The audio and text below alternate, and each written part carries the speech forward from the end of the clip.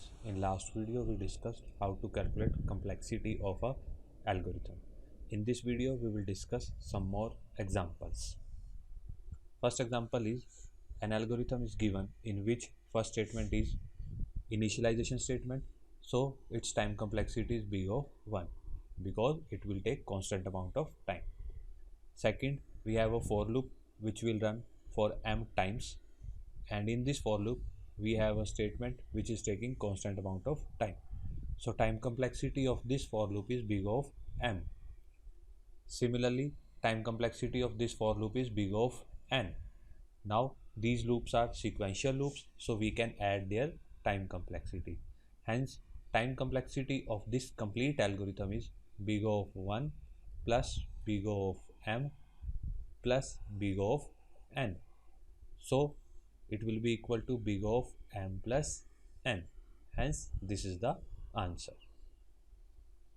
Next, in this example we have two loops which are nested loops. In previous example loops were sequential loops.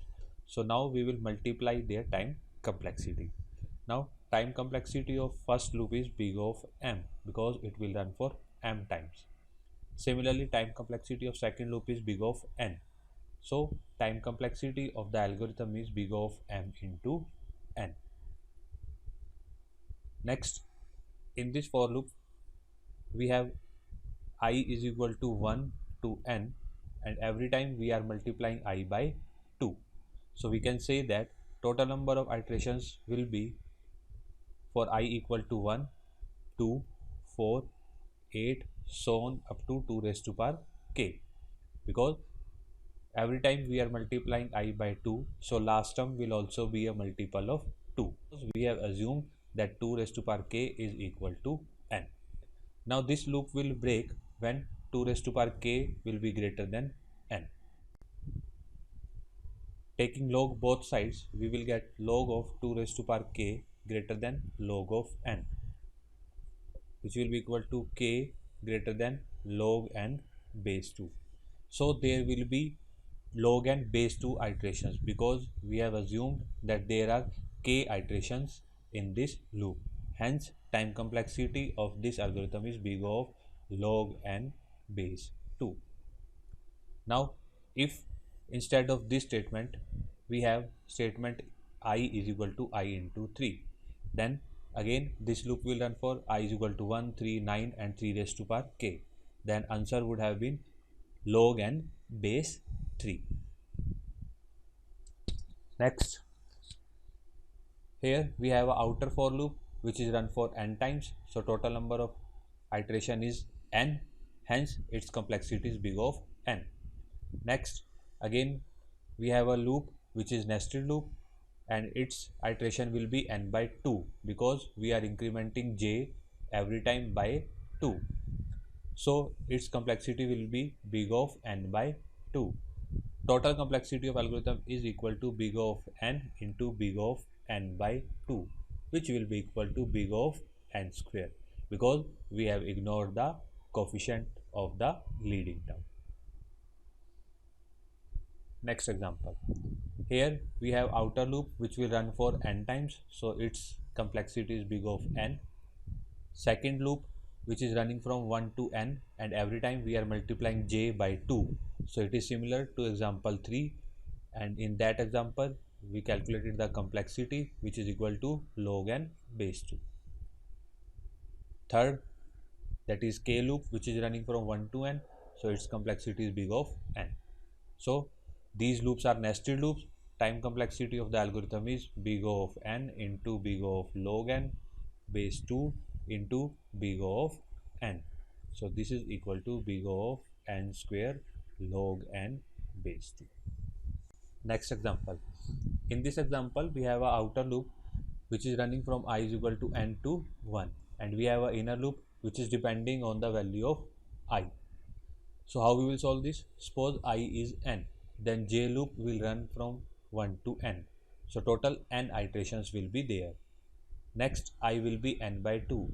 J loop will run from j is equal to 1 to n by 2. So total n by 2 iterations will be there. Similarly, last value of I will be 1. J loop will run for one time and total 1 iterations will be there. Now complexity of this algorithm will depend on total number of iterations of these two loops.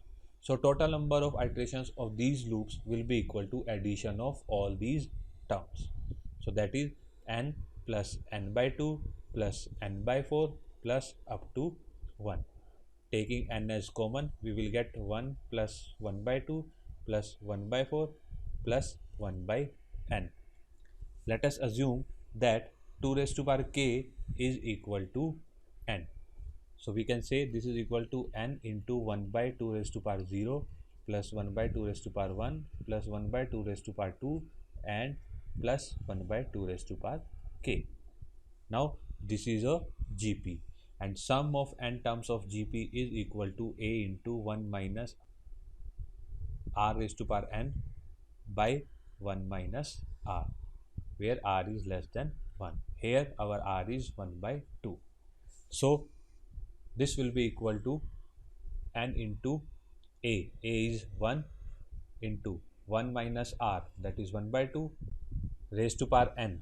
Here n is number of terms, which is k plus 1 in our case, divide by 1 minus 1 by 2. So this will be equal to 2n into 1 minus 1 by 2 raised to power k plus 1, which is equal to 2n into 1 minus 1 by 2 raised to power k into 2. Putting 2 raised to power k is equal to n, we will get 2n into 1 minus 1 by 2n.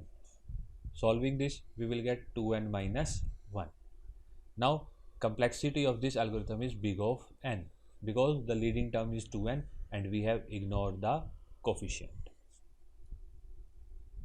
Last example is, again we have 3 loops and first loop is running from I is equal to 1 to n. Second loop is depending upon value of I.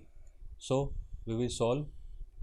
If I is 1, then j will run for 1 time and k will run for 100 times, because k loop is running 1 to 100 for every iteration of j. Similarly, if I is 2, then j loop will run for 1 and 2, k loop will run for 200 times. Why? First 100 for j is equal to 1, second 100 for j is equal to 2. So we can say total number of iterations will be 2 into 100. Similarly, if I is n, j loop will run from 1 to n and total number of iterations for k loop will be n into 100. Now complexity of this algorithm is dependent upon total number of iterations of these 3 loops.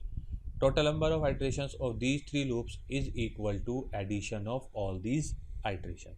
So we can say that this is equal to 100 plus 2 into 100 plus 3 into 100 up to so on plus n into 100. Taking 100 as common, here we will get 1 plus 2 plus 3 up to plus n. This is equal to summation n. So we can say this is 100 into summation n. Formula for summation n is n into n plus 1 by 2. So this is equal to 50n plus 50n square. Leading term is n square and ignoring its coefficient, we will get complexity of this algorithm is big of n square. So this is our final answer. So hope these examples are clear to you and you will be able to solve other examples. In the next lecture, we will discuss about recursive functions. Thank you.